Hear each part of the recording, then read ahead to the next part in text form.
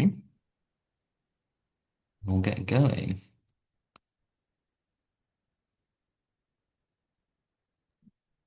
Okay, so welcome to this informational session on the Leading Community Foundation's Experienced Leader Program. The first of its kind, and I'm really keen to share with you the details about the program, and of course here lots of questions which you might have following this at the end. So hold on to your questions. If you want to pop them in the chat so you don't lose mind of them, that's encouraged as well. As for an agenda, for the next kind of 10, 15 minutes, we'll be hearing from Joe about the program from UKCF. I'm going to talk to you about our beliefs, how we think about leadership here at Clore Social Leadership, why it's important, how it relates to the program. I'll then take you through a bit of a map of what the program looks like, what you can expect to be learning, and some of the components there.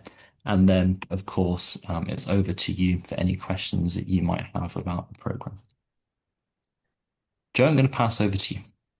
Thanks, Steve. Hi, everyone. Really lovely to see so many of you on the call and a big warm welcome. So this is a really exciting project that I'm working on with Clore Social Leadership, funded by Henry Smith Foundation. So I just wanted to give you a brief overview of why we're doing it and why we think it's important. So across the network, we see Community Foundation staff doing amazing stuff, really thoughtful, committed, everyday juggling grant making, partnerships, community relationships. And there's a lot of pressure to respond to local need. And there's often not a lot of time and space to step back, think, be reflective about what you're doing.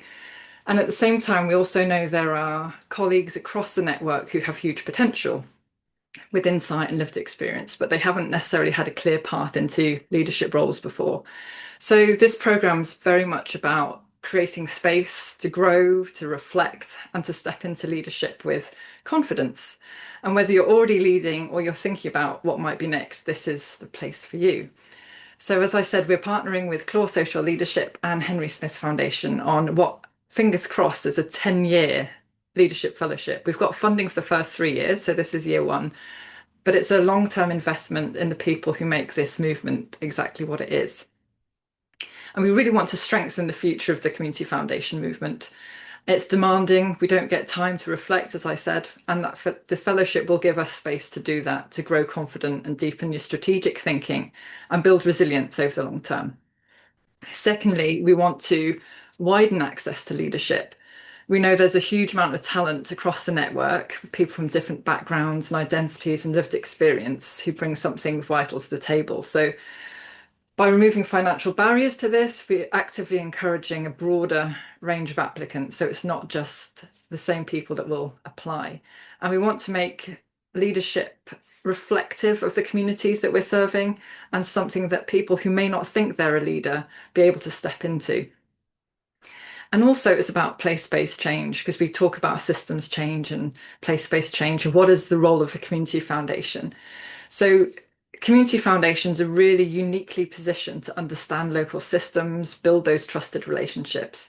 And this program will give you the tools to influence policy, strengthen partnerships, and champion community-led solutions.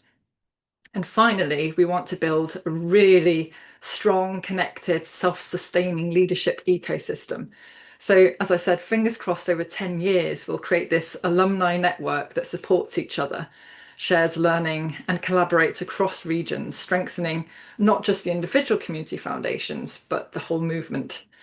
So the why for UKCF is really simple. We want to nurture the talent that we've got in the network and the insight and make space for more people to step into leadership, to build a stronger, more diverse and more future-ready community foundation movement. There you go. Back to you, Steve. Thank you, Joe.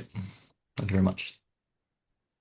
So we're going to talk now a bit about our beliefs here at Clore Social Leadership and how these are relevant to you. So I'll take you through each of these, starting with leadership development being a lifelong journey. We don't view our programs as a kind of one-stop shop, a kind of tick box exercise, which is how a lot of leadership development programs are viewed in this sector and outside of the sector as well. We really see this program as a stepping stone for you to continue your learning after the program, whether that be independently, whether that's with your peers that you've met and developed relationships with on the program. There are a number of different tools and mechanisms which we can support with following the program that can support with this lifelong journey. But realistically, a lot of it is up to you, and we hope that being on the program inspires you to continue learning well into the future. Secondly, we believe that everyone is a leader. We take quite a view of kind of decentralized leadership. We don't think leadership development programs should be reserved for, um, you know, only individuals in organizations who are chief executives or sit on the senior leadership team or senior management team. This program is targeted at experienced leaders, but the aim for us really is to be doing other programs that target different levels of leaders as well. So we're looking at emerging leaders as well. And we've also done programs as well, working with real grassroots community-led organizations and leaders as well. So we work across a whole spectrum, and we do that very successfully in lots of different areas. Thirdly, we believe that good leadership is essential for social change. There are a multitude of challenges confronting us on a community level, on a national level, on a global level as well. And to confront some of these social challenges that we have, good leadership is essential. And we believe that social leadership, some of the frameworks, traits, and approaches in social leadership are very helpful tools to combat some of the social challenges that we're seeing at the moment. The fourth point is something that resonates personally with me on a lot of our programs is that leaders grow leaders. All of our programs subscribe to a cohort model, meaning that you'll be learning with 25 other participants. And this really is where the magic is. There'll be a lot of direction and contribution from external facilitators, but there'll also be lots of opportunities for you to learn from each other. There are 25 different perspectives, 25 different lived experiences coming into the program, and that a lot of the time really is worth its weight in gold. So that's how we think about leadership. And like I said, all of these really run as a common thread throughout all of our programs. As for the program itself, and really what you're all here to find out more about. So the program is 7 months long. It will be running from, actually, it's not 7 months long. That's about, oh, that is 7 months long. Apologies. Running from May until December of this year. And we'll be starting with an in-person welcome session in London. This will be an opportunity for you to meet your program facilitator. There'll be an opportunity for you to meet each other as well. Really do some of that first initial learning with each other. But most importantly is just getting to meet one another and starting to build those initial connections with each other. We'll then move on to our Discover program component. We view the Discover program component really as an entry level into how we think about social leadership. So within this online self-led learning, you'll be learning about our leadership development model. This will be complemented by 2 online workshops, which will be led by your program facilitator. A core part of all of our programs and core part of this one is action learning. Some of you might have heard of action learning before. Some of you might have never heard about it before, but action learning in essence is peer coaching through the power of open questions. You work in small groups of 6 to 8 individuals, really drilling down into some of the challenges and issues that you might be facing organizationally, but also personally as well. And we see those spaces as real key things to support that peer learning and learning from each other as well. We have further online learning modules centered around our leadership capabilities framework as well, of which there are 6. Throughout these modules, there'll be a range of videos to watch, podcasts to listen to, and readings to complete as well. And these will be supplemented by peer learning circles, which you can see there. There'll be online hour-and-a-half long sessions facilitated by your program facilitator. And they're really there for you to consolidate your learning with each other in that space. We've then also got our leadership retreat. This is an excellent part of all of our programs. It really offers the opportunity to step away from the day-to-day, put your out of office on, and just kind of unplug for 2 days to really focus on yourself.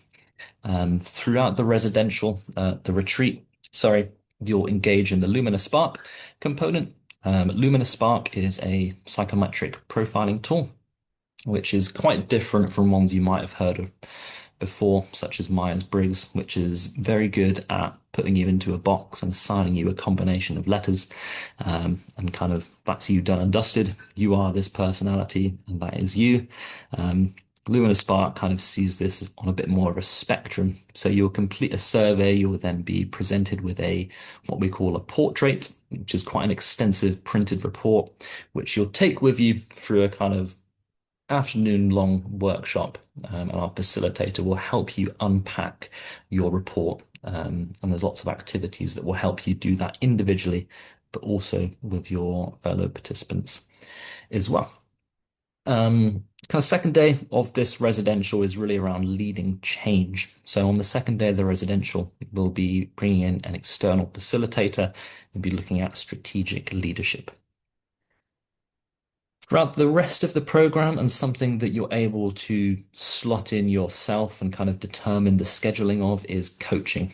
So we have quite an extensive pool of professional coaches who are very experienced working with social sector leaders. A lot of them have social sector experience themselves. You will have 3 1-hour sessions with them to use throughout the program.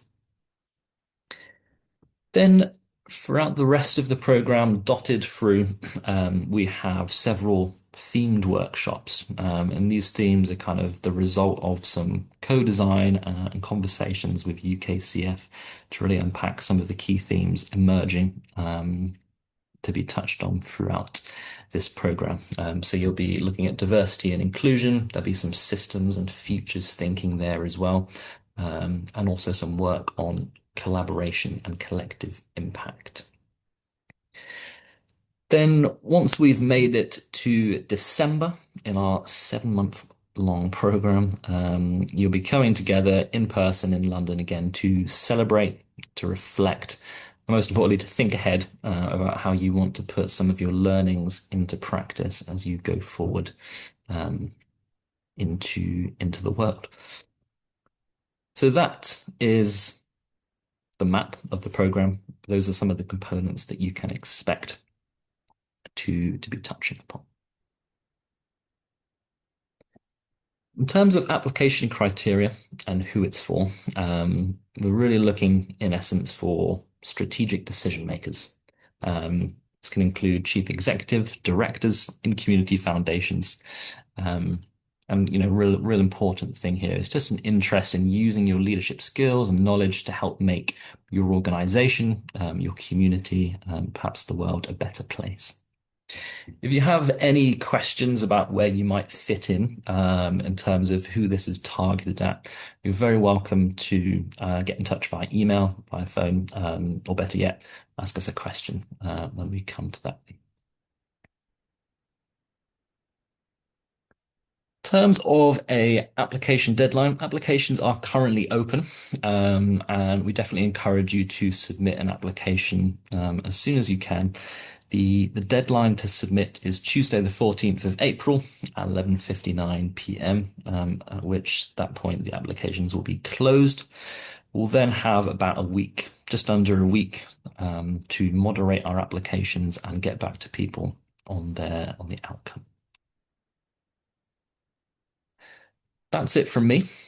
Thank you for your attention, and I'm gonna stop sharing my screen and we can turn our attention to the chat where I'm sure there's been some questions already.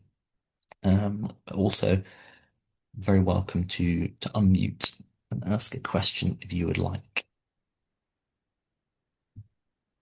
There are a couple of questions in the chat, Steve. So shall we address those? Yeah. So the first one from Michael was about attendance at a previous UKCF leadership program deprioritized application for this. And I've said no. There should be space for everyone. It's a fairly sizable cohort. And I think there will be space in other years as well. But what matters most is the fact that you're really invested in it and demonstrating that in the application, because it is a competitive application process in a sense. I think we'll be able to take everyone, but just really putting some thought into that application would be really useful. Karen's asked a random question and some others, and we'll come to the random question last, perhaps. So she said, I'm also interested if the program equips us to take ideas back to our senior teams and help them make changes. Basically, can leaders grow leaders' belief by taking back to workspace? Karen, do you want to expand on that, or is that you happy with that? Yeah, I'm happy on that. But I think you've kind of answered it. And my next question, which was going to be, can you have two people from an organization apply? But I mean, the fact that it's going to last over a number of years, I suppose, gives opportunities to sort of take it through members of your senior team and get everyone on board behind the whole thing. So I think you've kind of answered that already. Thank you. Thank you. Just reflecting on that, we've been talking because we've got a learning partner as well who's going to look at the analysis and try and help us get more funding. And we talked about whether, two people from an organization would be able to make a bigger change in their organization, or should it be one per organization? And at the end of it was like, whoever wants to apply and is open to doing the work should apply, and we'll see how it goes. Hannah, how big will the groups be and how many are you looking to take onto the course? Steve, that's over to you. Where's Steve gone? Oh, I think Steve you might gone. have had some internet issues. I think he's dropped. Steve's left the meeting. So the cohort was originally for 16 to 20. So that's how big the cohort we're looking at. Asha, dates for the residential we do. Nina, have you got those to hand? They're in my diary somewhere. I don't have them to hand, but I will send them out to everyone later. So I'll send their webinar recording and I can also include reference to dates. We'll also get that up on the website as soon as possible so you can see the full schedule for the programme. Yes, Steve just confirmed all the dates with the people who'll be leading those different sessions in the last week or so. So we have a full list of dates now, which we can share. Vicky. Hello. Hiya. Yeah, quick question. So this was, I think, entitled like experienced leaders or whatever, and you've got director and CEO level. Is there stuff coming that will be sort of like emerging leaders? Yes. So people who aren't, because obviously it sounded like from the start bit that was obviously a key part of it, that it would be the emerging leaders as well. And do you know when that is likely to kick off? That will be next year. So we're doing one cohort a year. So next May would be the start of the Emerging Leaders Programme, and we'll open the applications this time next year. So it's 3 years, pretty much the same timeline. Cool. And then would you think, would year 3 then be another experienced leaders one? Is that the plan? Not necessarily. I think the learning partner is going to help us analyse what would be best, whether it is continuing with emerging leaders and trying to spread that across the network more, or whether we see the need for another experienced cohort, because it also depends on the turnover of community foundation staff in a sense, doesn't it? Yeah, I'm just thinking from our point of view, we've got a load of change happening right now, and however much I would love to say I would love to put an application in, it's just not the right time. We've got vacancies and recruitment and team changes and all that sort of stuff, which I think will probably take us out of this round for the experience side of things. So it'd just be interesting to know but if you don't know yet, that's fine. And it's good to know about the emerging leaders for next year. So thank you, Jo. Yeah, no problem. Steve. Sorry, some classic internet issues in the middle of a webinar. But I'm back. Yes, so Martin's asked about dates. Yes, we'll share those. Sabita, how are we defining strategic decision makers if the role title doesn't include CEO director? Good question. I'll give that to Steve. Thank you. I would say, like I mentioned when I was speaking, it's kind of if you're making more strategic decisions as part of the organization, perhaps you might be involved in a senior leadership team or a senior management team. But I think generally the sort of strategic input oversight is something that I would imagine you'd be doing and wanting to join the program. Hopefully that answers your question. But happy for you to come back at me if not. I might come back. It wasn't actually my original question.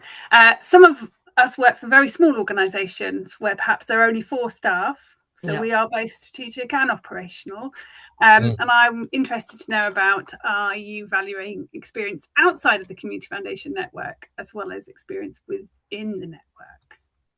Yeah, absolutely. I think most people have got quite an extensive work history outside of working in the Community Foundation network. You might have had a role previously where you were leaning into a lot more strategic decision making, or maybe less. I think if you're able to communicate that in your application, that'd be really helpful for us. But we definitely value that previous experience for sure. It's all very relevant. And I think especially for the smaller organizations, when you're doing a bit of everything, obviously that counts.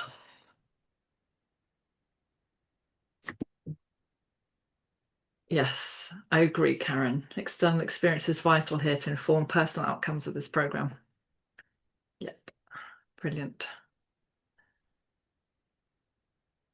So what are you thinking? Are there going to be applications flying in after this? Good.